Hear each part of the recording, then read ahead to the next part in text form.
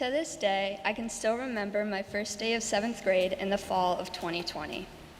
I had woken up at what felt like the crack of dawn, a time much earlier than my prior 6th grade year of being fully online. I put on my favorite t-shirt and sat smiling for the dreaded annual first day of school photos with my parents snapping shots outside of our front steps. As soon as I had arrived at school, I immediately began making comparisons between my last experience at in-person school and whatever modification of school this had appeared to be. Our entire grade was packed into the front sidewalk, but I couldn't even tell who was directly next to me as their face was covered by a blue surgical mask. From that first moment on, despite the fact that I felt incredibly grateful to be returning to partially in-person school, I could tell that this would be a pretty strange year.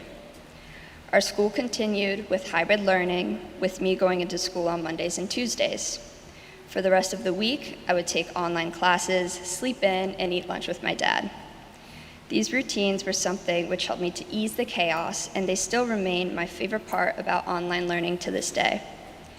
Despite the luxury of that one extra hour of sleep during the pandemic, the online classes couldn't compare to the delight of returning to school on my in-person days. Having the ability to see my friends and take a class without my internet cutting out was the best thing I could have wished for.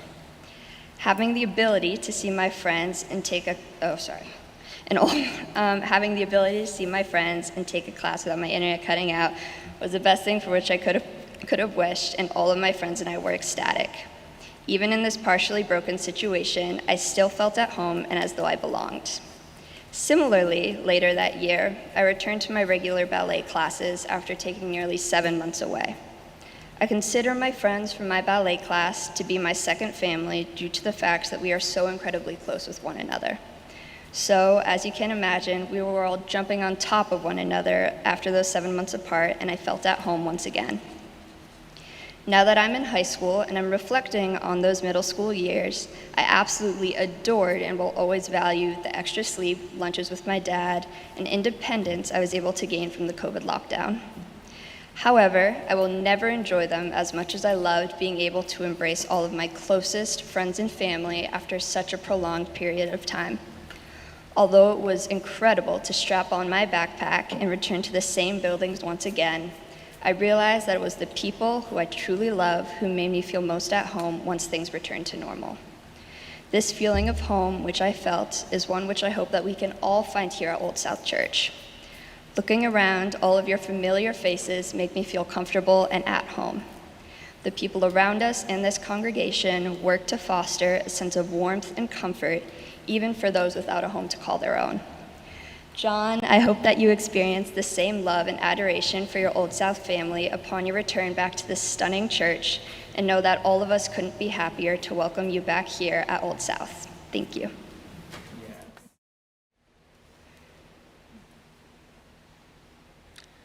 I left Tehran, Iran for Boston 2 years ago today.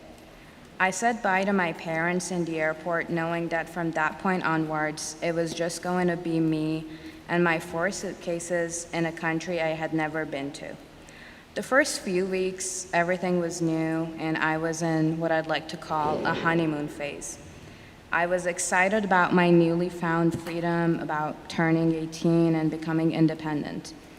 A few months later, holidays came around. It was Parents' Weekend, Thanksgiving, and Christmas, and that's when I started feeling a little homesick. I had to stay in Boston for breaks, and trust me, it got really cold and lonely. My family couldn't be here, and I couldn't go home. Now, don't get me wrong, I had made good friends at that point, but what I needed was a family. I wanted to talk to someone and ask them about credit cards and grocery stores and how detergent pods work and where to put them. I really needed a community. Now, my grandma was a very religious woman. Growing up, she always prayed. She had a notebook with specific prayers for specific situations, and she prayed for everyone she knew every single night. And I kind of learned that from her. So even though I wasn't really religious, I prayed every day. One day when I was walking by the Old South, I kind of felt drawn to it and walked in. It was one of the 11 a.m. worships, probably around a year and a half ago. I instantly felt comfortable and I felt at home.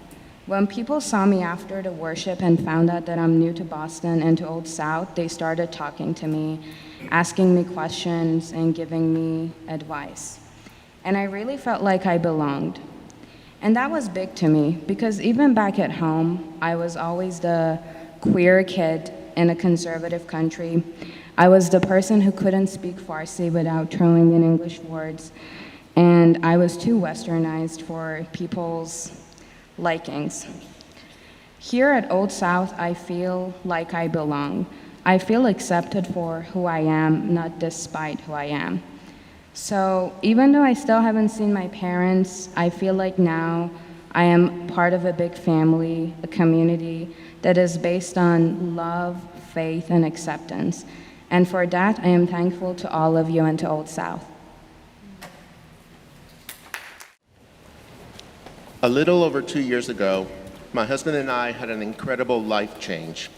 Mark's company was purchased by one of their main competitors, and it was clear to him that he would not be at this new company for long and would be changing jobs soon.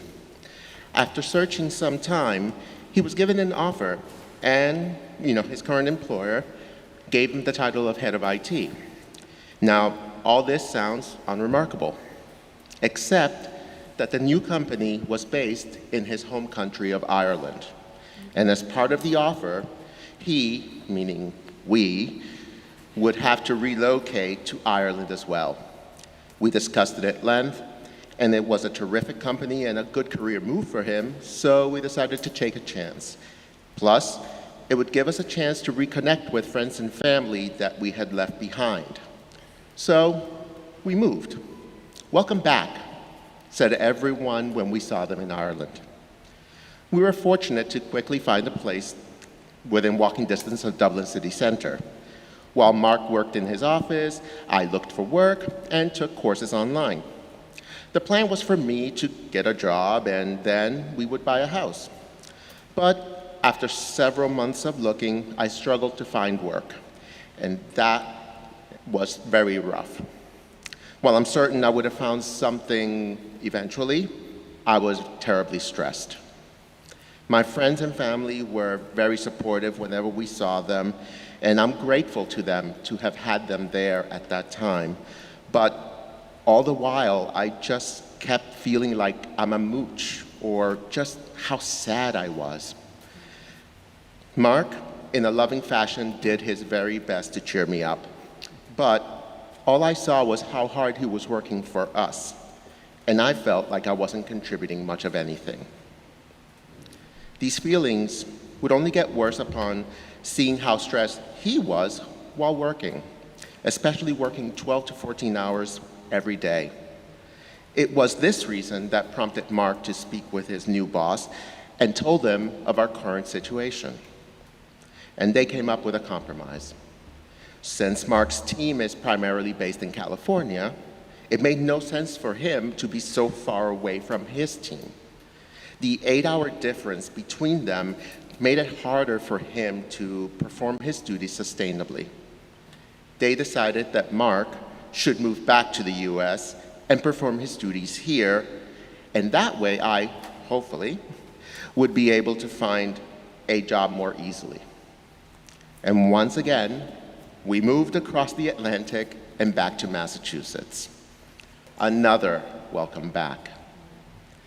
Sometimes, God takes us away from home and the comfort of the familiar, but we must remember that we always carry home with us. And we must trust that God has sent us to where we need to be, and that wherever we are, that's home. But where home was, will always be a place of welcoming back. Some of you today are college students from far away, living in a new city to do your studies, possibly leaving your families and your homes behind. To you, welcome back. Some of you are at home here in Boston, and you call Old South Church your home. But to you, again, welcome back. And some of you are watching us online, just like I did when I lived in Dublin, carrying this piece of home with you in faraway lands. Again, to you, welcome back. And to our new senior minister, John, welcome back.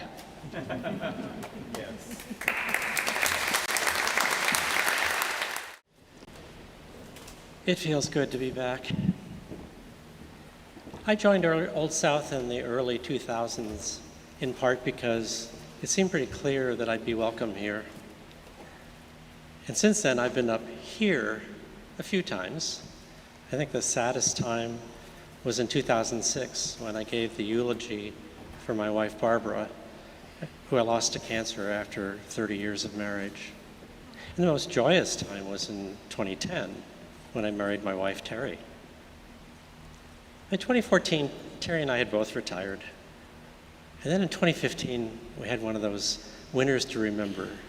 You know, in New England, normally the snow melts in time for the next snowstorm. But in 2015, it never melted. It just kept piling up and piling up. By the end of the winter, we said, we can't take it anymore. We need to move to Florida. It seemed like a safe move. Same-gender marriage had just become the law of the land at that point. And it seemed like the political winds were blowing in our favor. Now, while in Florida, I continued to be a member of Old South, and I continued to support Old South. Why? Because Old South is an important progressive Christian voice when there are so many others that aren't. Because Old South cares for the larger community in both its prayers and deeds. And because Old South makes a really big deal out of welcoming all. By 2016, the political winds had changed. And by 2021, those winds were blowing at gale force in Florida, directly in the face of transgender people like me and some others. By 2022, I was no longer sure that I'd be able to get health care in Florida as an adult, and I no longer felt safe. We decided we needed to move back to New England, where all of our family members are, where competent and respectful health care is easily accessible, and where there are organizations like Old South, where I know I will feel included. Once back in attending the services at Old South, I was really happy to see the congregation seemed even more diverse than before. But I felt something I hadn't felt before, or maybe I hadn't appreciated it before. In addition to feeling welcome here, I feel safe here. Old South, don't ever change. And by that I mean, don't ever change from always being that progressive Christian voice, doing a really impressive job of evolving with the times. It feels good to be back.